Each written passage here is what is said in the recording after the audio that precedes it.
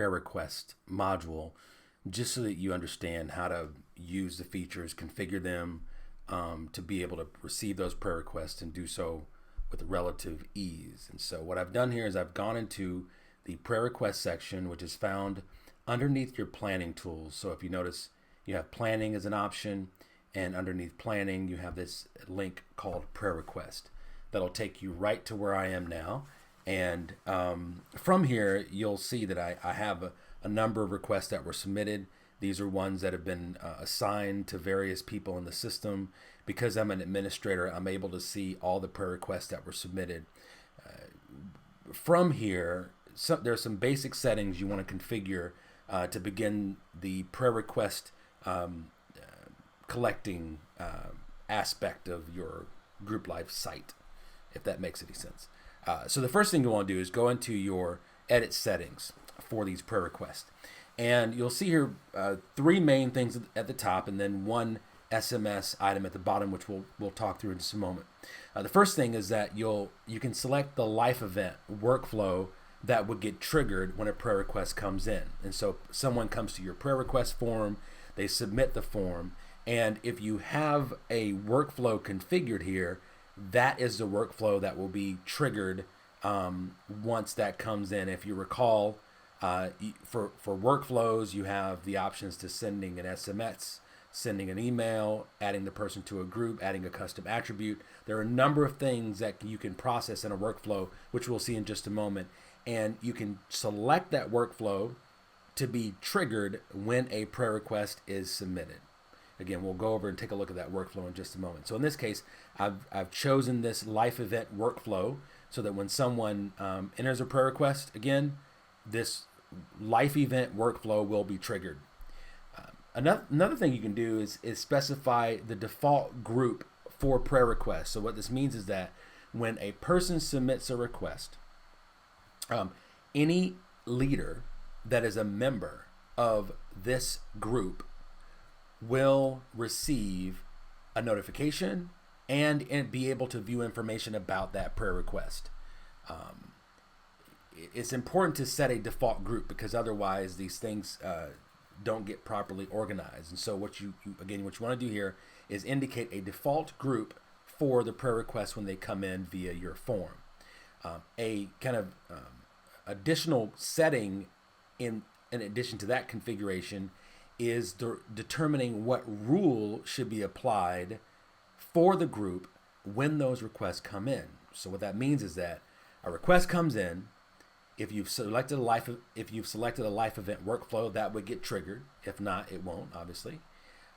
The prayer request gets assigned to a group, but then it also gets assigned to a person for them to follow up, to actually pray for the person, and maybe even contact them to find out if there's an update for that request.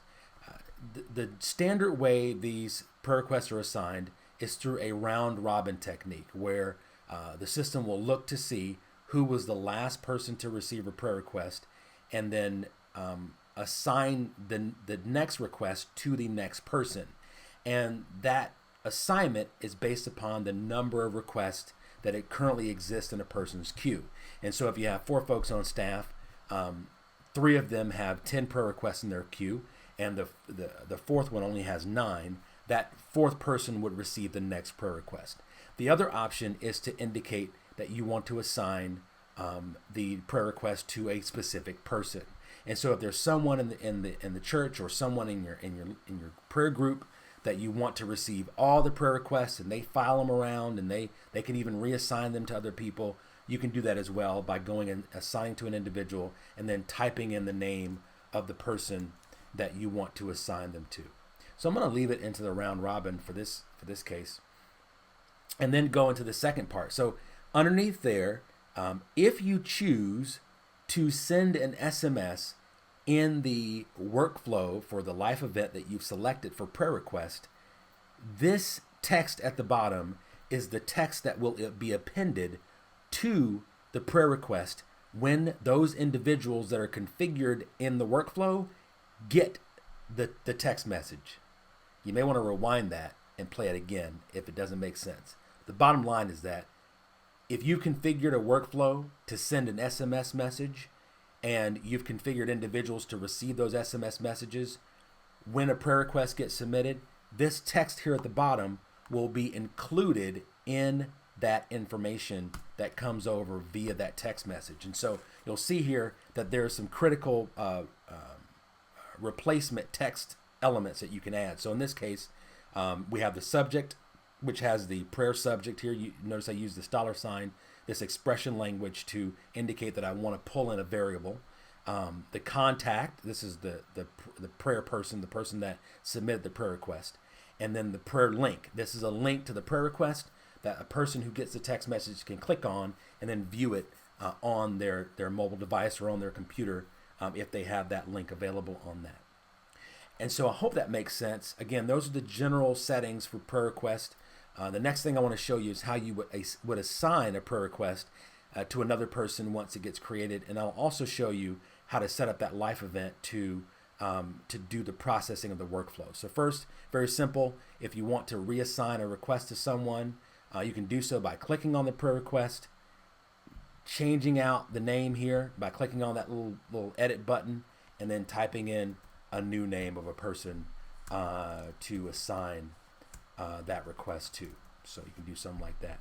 And now this request is assigned to that individual. Before you can save, you have to make sure you set a date for follow-up, meaning that there needs to be a day that you're going to specify for the individual assigned to the prayer request to actually go out and reach out, or at least make an update about the status of that prayer request. The second thing I want to show you as a part of those settings is the life event configuration for the workflow. You would go to these workflow settings by going into your people, and then from your people, clicking on any individual that's in the system. And from this place, you can go into life events and choose or create a life event that you would use to handle those prayer requests when they come in using the workflow for it. So if I go to this request, submitted general request life event, I can go and specify. You see, I've already done this. I've chosen that I want to send an SMS when this life event is triggered, and I want to create a follow-up when the life event is triggered. And so from here, as I said before, you'll notice that I can choose who's going to get this. Of course, you want to make sure you type in the name, and then click on the name, and that'll add them to the list of folks that'll get those requests. And then down here at the bottom is the opening message for the text message that will be prepended to the message that is included in your prayer request section when you went and edited those settings. So in this case, you'll have request submitted in the text message, and then below that, it would have the subject, the person that wanted prayer, and then after that, it'll have the link to the prayer request. All right. So the very last thing I want to show you is how you generate a link to give to people so that they can actually submit those requests. Inside of that module where your prayer requests were being edited, you'll notice here at the top that there's a link that says request form. If you click on request form, this will take you to the prayer request form. I'm logged in, and so because I'm logged in, there won't be a place for the system to collect my first name and last name. If I take that same link and paste it into another window, go to another window. I'm not sure if you're picking this up. Hopefully you are. But take this to another window, and